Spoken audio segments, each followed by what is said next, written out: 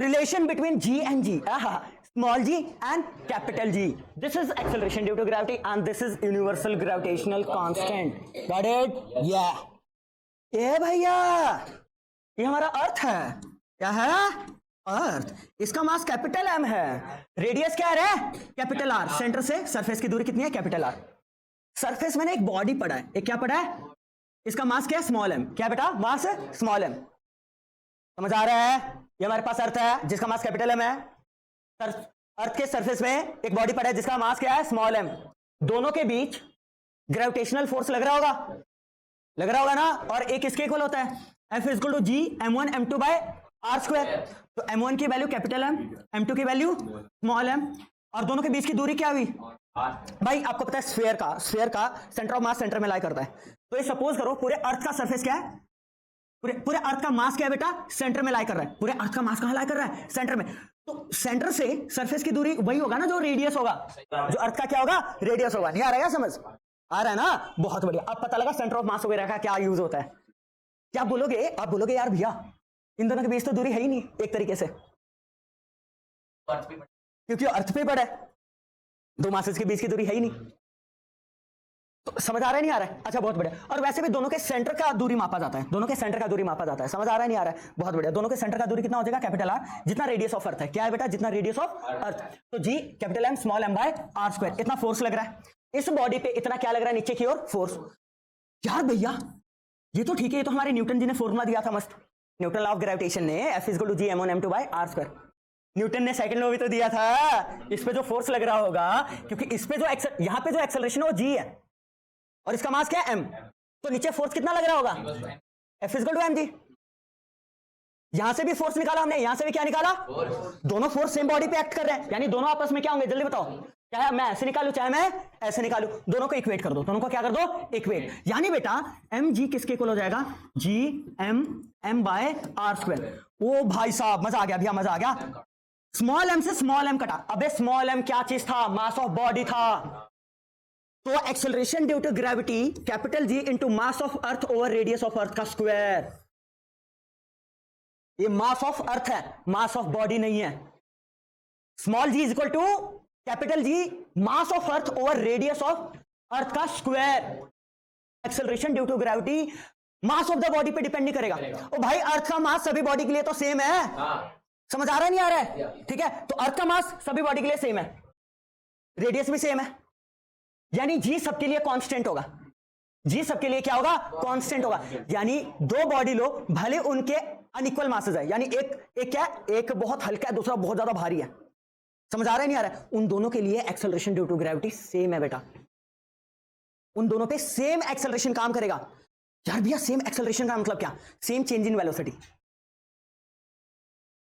यानी उनका मोशन बिल्कुल इक्वल टाइम पे होगा. क्या? हाँ बिल्कुल सही सोच रहे हो. कहने का मतलब क्या है? यहां देखो बेटा, इन दोनों का मासेस अलग अलग है. आप देखना इन दोनों का मासेस अलग अलग है. आया ना? आया ना? ये हल्का और क्या है? भारी है. कट रहा है क्योंकि दोनों एक साथ छोड़ूंगा. एक साथ गया नीचे, एक साथ गए हैं. आया ना? आया ना? तो डेफिनेटली यहां देखो इन दोनों का मास अलग अलग है ना. ध्यान दो, इन दोनों का मास अलग अलग है.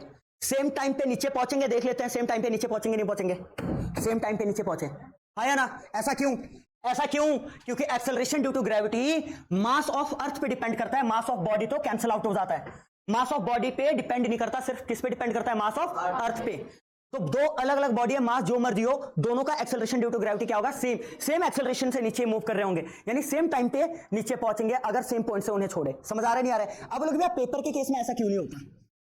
लाइक पेपर के केस में ऐसा क्यों नहीं होता? भैया पेपर के केस में ऐसा क्यों नहीं होता? ये तो नीचे पहुंचा. कोई एक्सप्लेन कर सकता है पेपर के केस में ऐसा क्यों नहीं होता? Air resistance. Very good. सुनो ठीक है बेटा,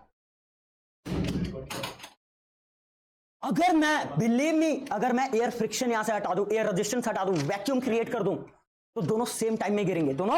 अच्छा मुझे एक बात बताओ, मास का ही फंडा समझना है ना आपको. भैया आपको लग रहा होगा कि भैया पेपर हल्का है ना, इसलिए वो आराम आराम से जा रहा है, ये भारी है इसलिए. ऐसा कुछ नहीं है. एयर रोक रहा है इसको क्योंकि अच्छा मास तो इसका जितना है अभी भी उतना ही है. अभी भी क्या है? उतना ही है. मास ना तो मैंने बढ़ाया ना तो मैंने. अब देखना मैंने ऐसा करके क्या किया, कोई बताएगा? एयर फ्रिक्शन अब लगभग नहीं लगेगा इसमें, अब लगेगा पर बहुत कम लगेगा। अब देखना, अब ध्यान देना, सेम टाइम में पहुंचा है, समझ आया नहीं आया? आया, वेरी गुड।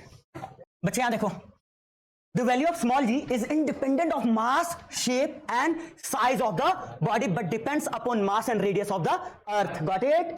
अब ध्यान दो, क्योंकि मास ऑफ प्लैनेट पे डिपेंड करता है, अलग अलग प्लैनेट पे अलग अलग जी की वैल्यू होगी बच्चे। दैट्स वाई मून का मास ना, मून का मास कम है, रेडियस में भी अंतर है, जो भी है, ठीक है, इसीलिए उसका जी कुछ और आता है। यानी जी ऑफ मून ना लगभग ना बेटा 1/6 ऑफ जी ऑफ अर्थ आता है। यानी यहां से आप कूदोगे, जितने स्पीड से जा रहे हो ना नीचे, मतलब जितना आप पे एक्सेलरेशन लग रहा है, ठीक है, उसे 6 से डिवाइड कर दो मून पे। मतलब यहां पे देखो, यहां आप कूदने की कोशिश करते हो, इतना दम लगाते हो, आप इतने हाइट तक कूदा, मैं ज्यादा इतने हाइट तक कूद सकता हूं, जो भी कोई कूद के दिखाएगा?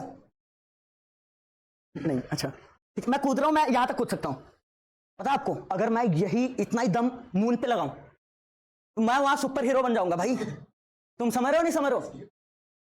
समझा? अरे वही तो चीजें हैं, जैसे यहाँ सुपरमैन देखी होगी सबने, तो क्रिप्टॉन से आया होता है ना, ठीक है, और वहां का कुछ और होता है, यहाँ का सिस्टम कुछ और होता है। वहां तो नॉर्मल बंदा होता है, यहाँ के सुपर हीरो बन जाता है, ठीक है। एक नोबिता वगैरह का ना, डोरेमोन का एक वो भी है एपिसोड, किसी ने देखा है? वो किसी और प्लेनेट में चल जाते हैं, वो बहुत कुत्ते और वहां पावरफुल हीरो बन जाते हैं।